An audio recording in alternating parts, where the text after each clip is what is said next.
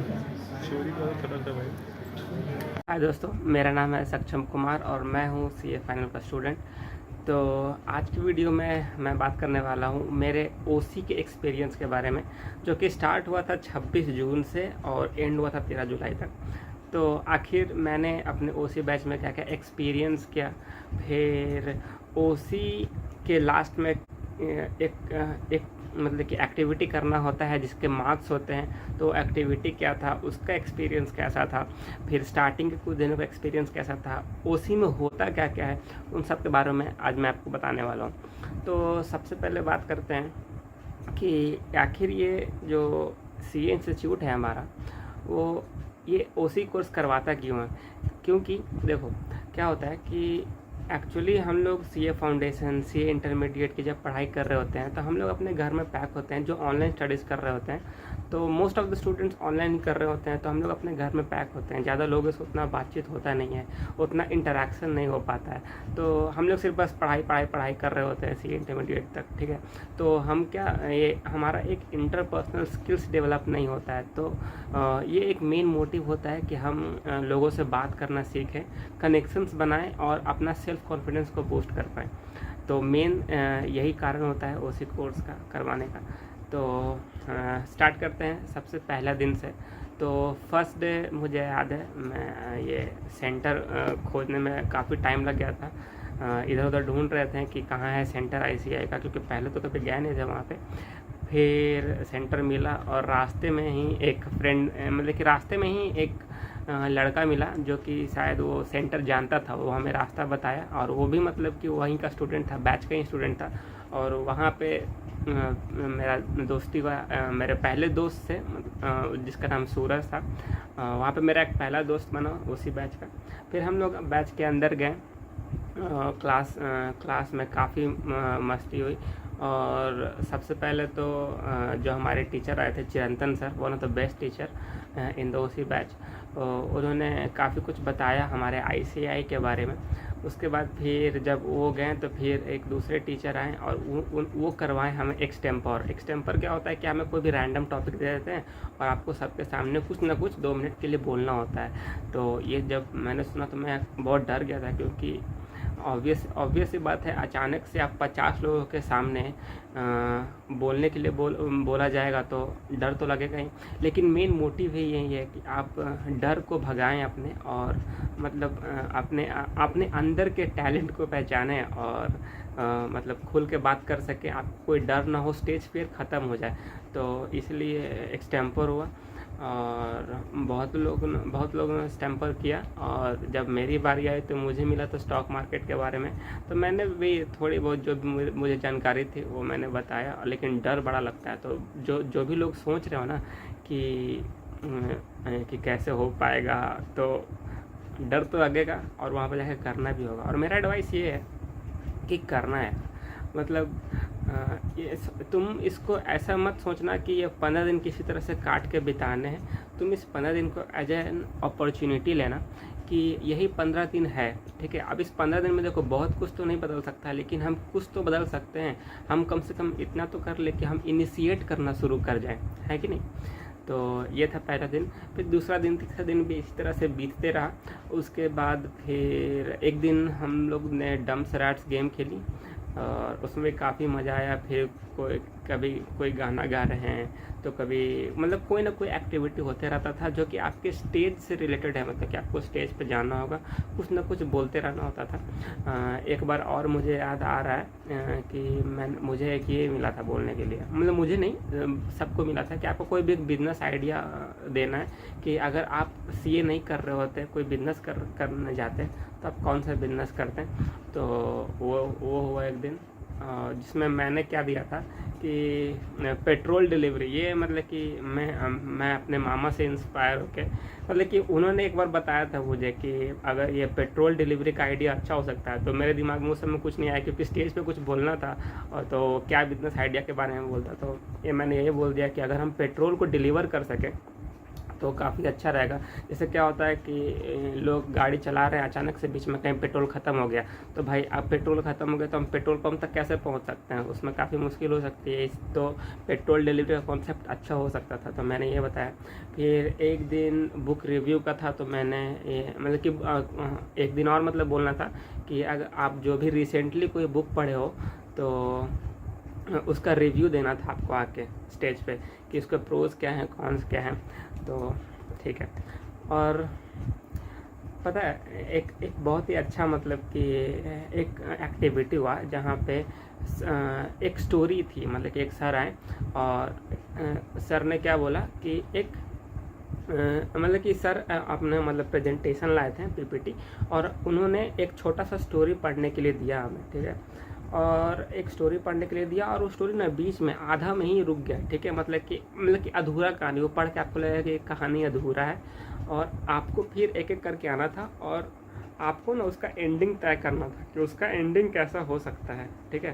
तो मतलब कि बहुत लोग आए और बहुत लोग उसका अलग अलग एंडिंग बनाने लगे। जैसे कि जो कहानी था वो कहानी था कि मतलब कि एक लड़का है और सुनसान रात है और अपने घर में बैठा हुआ है, बिल्कुल कुछ भी आवाज़ नहीं हो रहा है और वो बहुत ही अजीब अजीब सा आवाज़ आ रहा है बाहर से, और अचानक से गेट पे कोई नॉक किया, ठीक है। और गेट पे नॉक किया और यहीं पे कहानी ख़त्म। अब आपको एक एक करके आना है और इस कहानी को कंटिन्यू करना है। तो इसमें बड़ा मज़ा आया था बहुत लोग कुछ भूत वूत करने लगे और बहुत लोग कुछ इसको कॉमेडी मतलब कि फ़न वे में भी लेके चले गए थे इस कहानी को।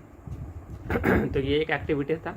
फिर एक और एक्टिविटी था जिसमें कोई भी आएगा और एक कहानी सुनाएगा, ठीक है, और वो कहीं भी बीच में रोक के चला जाएगा। उसके बाद फिर कोई दूसरा आएगा, फिर उसको उस कहानी को वहीं से कंटिन्यू करेगा, फिर उसको कहीं भी रोक के चला जाएगा। फिर कोई तीसरा आएगा और उस कहानी को फिर वहाँ से कंटिन्यू करेगा। मतलब कि कहानी एक ही रहेगा लेकिन उसमें पार्टिसिपेंट मतलब जो स्टोरी टेलर होंगे बहुत ही अलग अलग होंगे। मतलब इससे ये टेस्ट किया जाता है कि आप कितने अच्छे स्टोरी टेलर हो।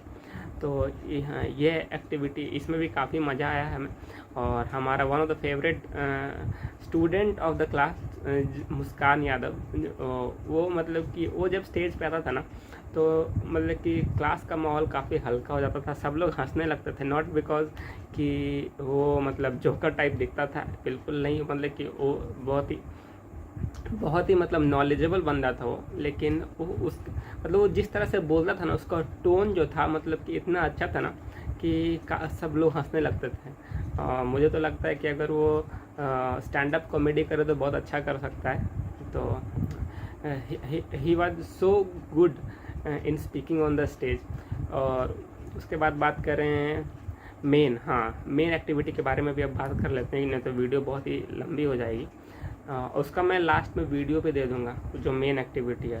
तो हमारे कुछ 6th या 7th डे पे, शायद याद नहीं आ रहा है कौन सा डे था, लेकिन एक टीचर आए और उन्होंने बोला कि आप सब लोग मतलब कि पूरे जो क्लास है उस क्लास को डिवाइड कर दिया चार मतलब कि चार मेंबर के टीम में डिवाइड कर दिया, ठीक है। और सबको पता क्या करना था, एक प्रोजेक्ट रिपोर्ट बनाना था। प्रोजेक्ट रिपोर्ट बनाना था किसी भी बिजनेस पे। सबसे पहले तो समझ ले कि प्रोजेक्ट रिपोर्ट होता क्या है। तो प्रोजेक्ट रिपोर्ट क्या होता है कि जब भी हम कोई नया बिजनेस स्टार्ट कर रहे होते हैं तो हमें लोन चाहिए होता है, ठीक है। तो अगर हम लोन बैंक से अगर हम लोन मांगने जाएंगे तो बैंक आपके बिजनेस के डिटेल्स मांगेगा कि अगर आपको बिजनेस लोन चाहिए तो आपका बिजनेस क्या है, मतलब क्या करेगा आपका बिजनेस आगे जाके, आपके प्रोजेक्टेड फाइनेंशियल्स क्या होंगे, मतलब आप कितना प्रॉफिट एक्सपेक्ट करते हैं। मतलब कि अगर हम एज अ बैंक आपको लोन दे रहे हैं आपके बिजनेस को, तो आपका बिजनेस क्या ये इतना कैपेबल है कि हमारे लोन को फिर से चुका सके। तो इसी के लिए वो एक डिटेल मांगता है बैंक हमारे बिजनेस का, ठीक है। तो जो डिटेल्स जो हम सबमिट करते हैं ना बैंक को, वो होता है एक रिपोर्ट के फॉर्म में जिसको हम लोग प्रोजेक्ट रिपोर्ट कहते हैं, ठीक है। तो हम लोग को भी वही करना था कि सारे जो टीम है, सारे टीम को कोई भी एक बिजनेस सेलेक्ट करना था और उस बिजनेस के लिए उन्हें प्रोजेक्ट रिपोर्ट बनाना था, ठीक है। और अपने प्रोजेक्ट रिपोर्ट के हेल्प से मतलब कि कन्विंस करना था बैंक वालों को कि वो हमें लोन दे दे, ठीक है। अब यहाँ पे अब हम लोग असली बैंक के पास तो जाएंगे नहीं। तो क्या हुआ कि कि हमारी टीम थी 4 और ठीक है, और हम सारे क्लास के सामने हम अपना प्रेजेंटेशन करेंगे और फिर जब हमारा प्रेजेंटेशन ख़त्म हो जाएगा तो बीच बीच में मतलब कोई भी ये स्टूडेंट खड़ा होकर हमारे प्रोजेक्ट से रिलेटेड क्वेश्चन पूछ सकता है। तो बात करते हैं कि मेरे टीम में का क्या मतलब ये था, मेरे टीम का प्रोजेक्ट मतलब कि कौन सा बिजनेस था। तो हम लोगों ने डिसाइड किया था कि हमारा ये जो हम लोग पूजा करते हैं तो उस पर वहाँ पे मतलब कुछ फूल चढ़ाते हैं पूजा करने के समय, तो वो जो फूल है अगले दिन तो वेस्ट हो जाता है, तो उस फूल को हम लोग रिसाइकल करके अगरबत्ती बनाएं और धूप बत्ती बनाएं। हमारा ये बिजनेस था और हमारे टीम में हम थे और हमारी टीम लीडर रिया सिंघानिया और उसके बाद शाश्वत अग्रवाल और मुस्कान यादव और अभिषेक अग्रवाल, ये 5 मेंबर थे हमारे टीम में, ठीक है। उसके बाद हमारे जो कंपनी का नाम था गुलमोहर प्राइवेट लिमिटेड, हमने हमारे अगरबत्ती को गुलमोहर नाम रखा था।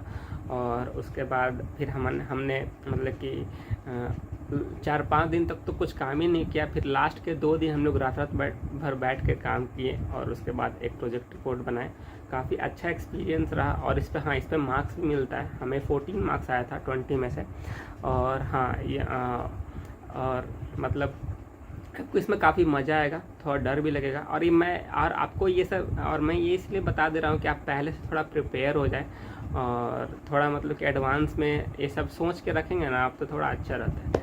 तो आप एक काम करते हैं, जो मेरा किसी ने रिकॉर्डिंग किया था, हमारा जो प्रेजेंटेशन था, मेरा रिकॉर्डिंग तो शायद थोड़ा सा कट गया था बीच में, लेकिन बाकी का जो रिकॉर्डिंग है मेरे प्रेजेंटेशन को मैं आपको दिखाना चाहता हूँ, प्लीज़ देखिएगा।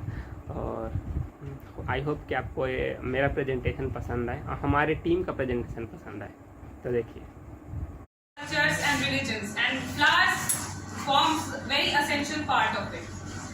But सुबह की पूजा हो या शाम की शादियां, flowers हर जगह दिखाई पड़ जाते हैं हमें। But what happens to them after one use? They are dumped into rivers or thrown onto roads.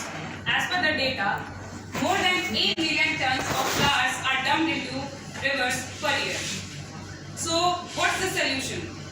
The solution is we, the Gulmohar Private Limited. The solution is this project report.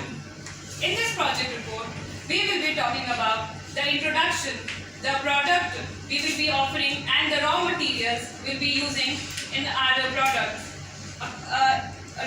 with the flowers, the market analysis and surveys done by us, and the projected figures. So, हमारा जो business है वो है मंदिर के फूल जो कचरे के रूप में बाहर फेंक दिए जाते हैं, उन्हें वापस से अगरबत्ती के रूप में वापस मंदिरों तक पहुंचाना। एक लाइन में अगर मैं अपने बिजनेस को डिफाइन करूं तो तेरा तुझको अर्पण। इसके आगे मैं मिस्टर अभिषेक जी से रिक्वेस्ट करूंगी कि वो आए। हमारे प्रोजेक्ट के प्रमोटर है रिया सिंघानिया जो IIT दिल्ली और IIM अहमदाबाद के अलुमनी हैं, सक्षम कुमार जो कि CA हैं, प्रोफेसर से CFO में वर्क करते हैं, शाश्वत अग्रवाल IIM अहमदाबाद के अलुमनी हैं, अभिषेक अग्रवाल CA में प्रोफेसर है, मुस्कान यादव जो MD है IIM अहमदाबाद से। ये बिहार में हमारे प्रोजेक्ट के लिए जो हमें सर्टिफिकेट चाहिए वो उसने से किया कि म्यूनसिपल कॉर्पोरेशन लाइसेंस डिपार्टमेंट और ये Udyam registration certificate.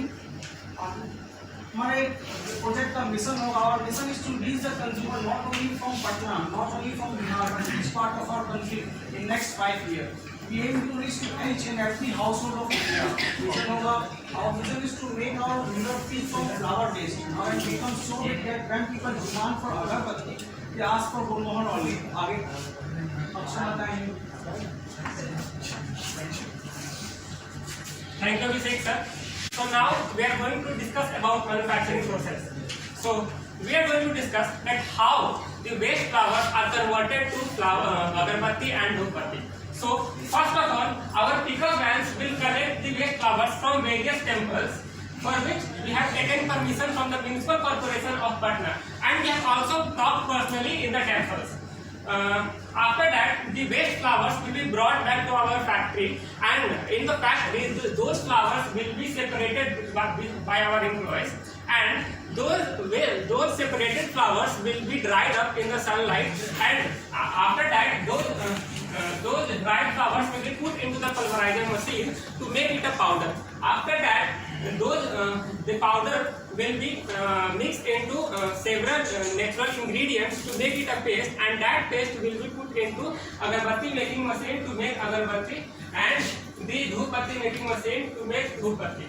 And after this process, the agarbatti and dhoop batti are dried for 6 to 7 hours, and when both the products are dried, both the products will be dipped into liquid perfume for fragrance, and after that we will dry it up again for 6 to 7 hours to make it a finished product. So now let's discuss about the financial analysis. So the cost of our project is rupees 1 crore, and the source of fund is 60 lakh debt and 40% equity, that is 40 lakh equity. After that, this is our cash flow statement. As you can see here, that we are repaying our loan 20 lakhs principal amount each year. After that, this is our balance sheet where long-term borrowings is decreasing, and at the end of year 3, we are expecting that we are going to be debt free. After that, this is our profitability statement. As you can see that in year 1 we are producing at 50% capacity, where we are expecting sales of 3 crore 51 lakh. In year 2 we are expecting capacity. We are producing at 70% capacity, and the sales will be 4 crore 97 lakh, and the third year will be 5 crore 50,000. You can also see with the capital.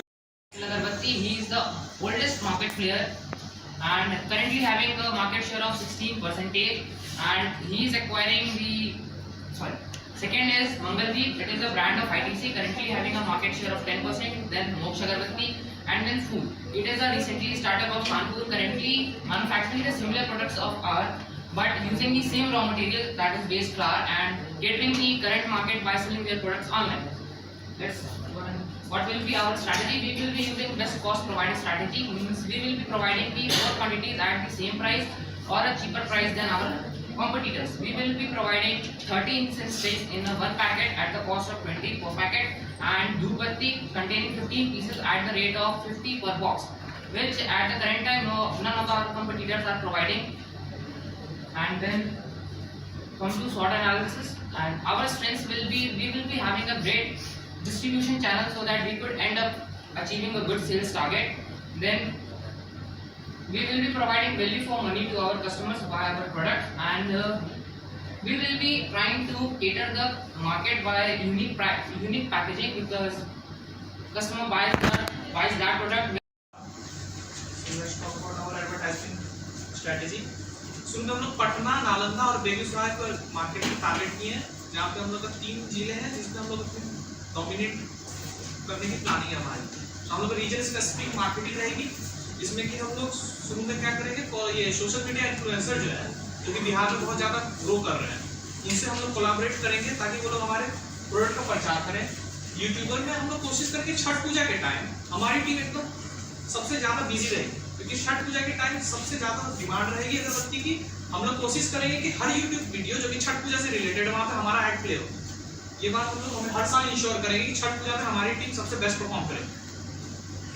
ठीक है, और उसके बाद हम लोग ये retailer और shop जो होती है, स्मॉल शॉप्स जहाँ पे हमारा सामान बिकेगा, उन लोगों को हम लोग कैलेंडर और डायरी हर साल स्टार्टिंग जब न्यू ईयर होगा तो हम अपने रिटेलर को खुश रखने के लिए कैलेंडर, डायरी और मानसून के टाइम में अम्ब्रेला। उम्मीद है आपको ये प्रेजेंटेशन पसंद आया होगा।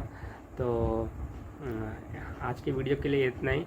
और मैं मतलब कि पिछले कुछ दिन से वीडियो नहीं बना पा रहा था, क्योंकि ऑफकोर्स मैं अपने ITOC में बिल्कुल ही बिजी था, बिल्कुल ही टाइम नहीं मिल पा रहा था। और अभी क्योंकि मेरा IT और OC दोनों कंप्लीट हो गया है, तो अभी ये एक पहला वीडियो आ रहा है। तो OC में मतलब ज़्यादा कुछ खास तो था नहीं, जो भी था इतना ही था। मेन OC का मोटिव होता है कि आपके पर्सनल कॉन्फिडेंस को और आपके पर्सनालिटी को डेवलप करना। और आई थिंक और जो मेन मोटिव ये भी होता है कि आप थोड़ा कनेक्शंस बना पाएँ, थोड़े अच्छे नए दोस्त बना पाएँ, ठीक है। क्योंकि सीए में ना हम लोग इंटरमीडिएट तक हमारे ज़्यादा दोस्त होते नहीं हैं, ठीक है। हम लोग ऑनलाइन क्योंकि पढ़ रहे होते हैं तो 1-2 दोस्त हो गए तो हो गए, वरना ज़्यादा दोस्त होते नहीं हैं। इस ओसी के बाद मेरे काफ़ी दोस्त बन गए हैं इधर, तो that was very nice experience for me. और आईटी के बारे में मैं अगले वीडियो में बताऊंगा। तब तक के लिए बाय।